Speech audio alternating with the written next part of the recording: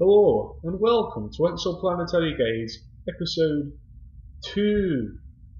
And today we'll be looking at Kepler 62 and its planets. Well, its planetary system, I should say. But what the hell? Let's start off now. Now, the Kepler 62 is a bit like our Sun. It's a bit smaller. It's about 0.7 times the mass, about 0.6 times the radius. It's peculiar, of course, naturally.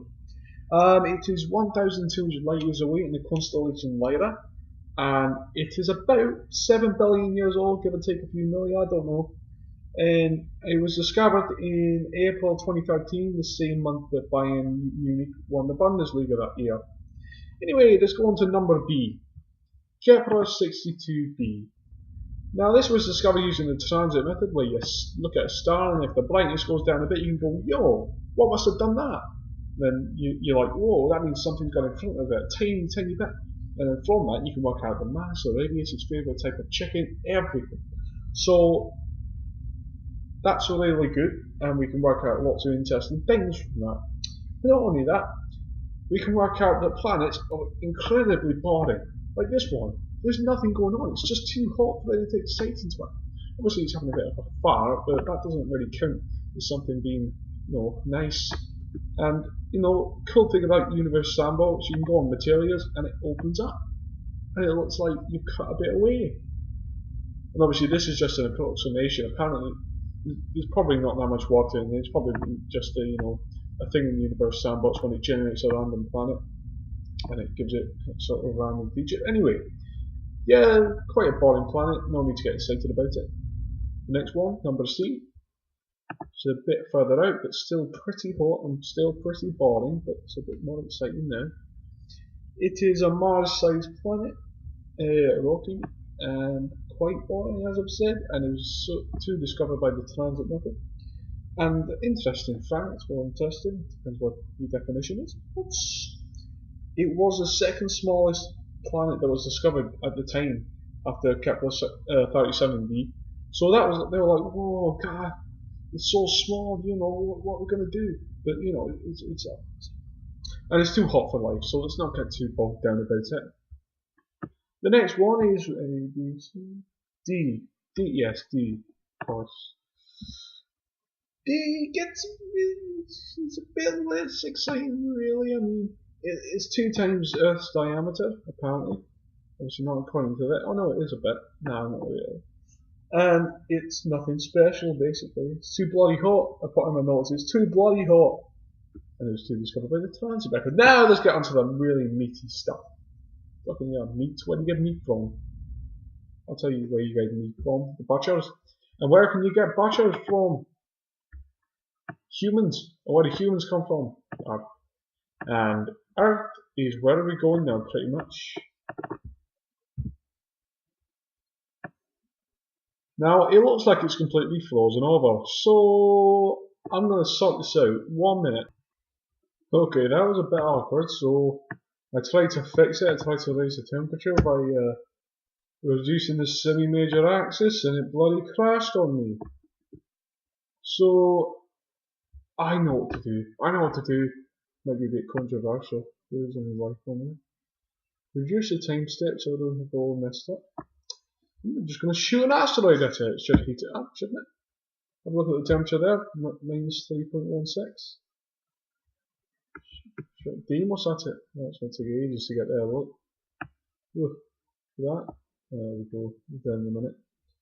Come on, Deimos. Deimos obviously a smaller moon than Mars. Obviously it isn't really there. I'm just shooting it into it so I can heat it up a bit. Go on. Yeah. There's a bit of an anticlimax, but we can fix it. So I don't want to fix it. Okay, just imagine that this is a blue dot like Earth, and it's not frozen over like Ice Age. Just imagine that. And it's in the habitable zone. If you have a look, if I turn the habitable zone on now, you can see. Look, it's in the green bit. It's in the green bit apparently. Apparently not, because it's covered in ice. But obviously you can see, could I just make that bigger? Can I just do that? Is that against the law? Apparently I can. Apparently I can just raise the temperature of the planet. no matter what.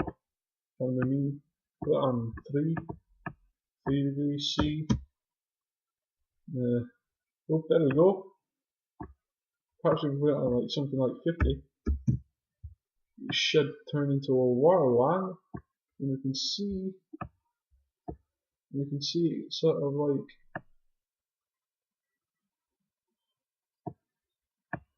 there we go. Okay, pause so it doesn't go below freezing again.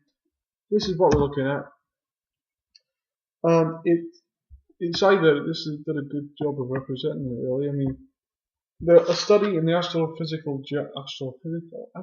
Journal said that most planets in this sort of mass range and radius range are probably covered completely in water. So it's a super Earth, by the way, and it's obviously discovered by the transit. And so it could be terrestrial, it could have like little islands, I don't know, somewhere. Is that one? No, it's just clouds and water. And its Earth Similarity Index, which is used to sort of like obviously assess the similarity of planets to Earth, shocker, is 0.83, which is quite high. It's not bad.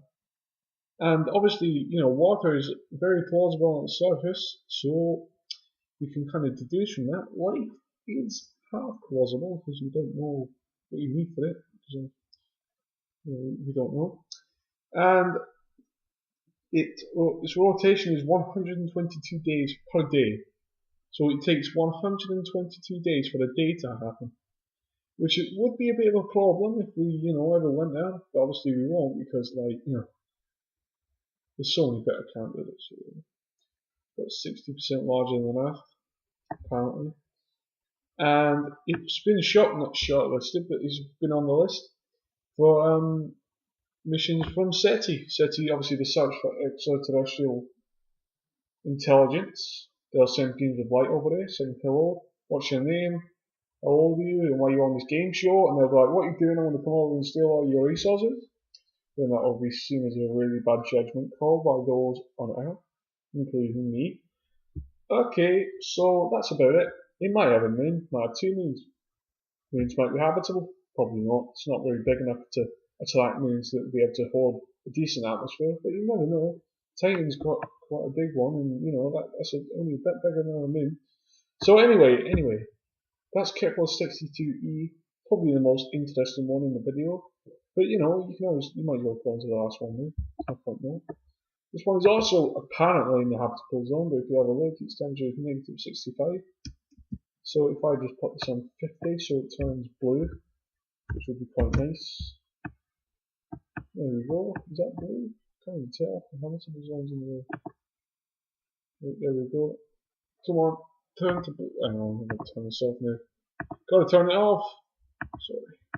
Okay, so there's no clouds. It's just water. Okay, let's play.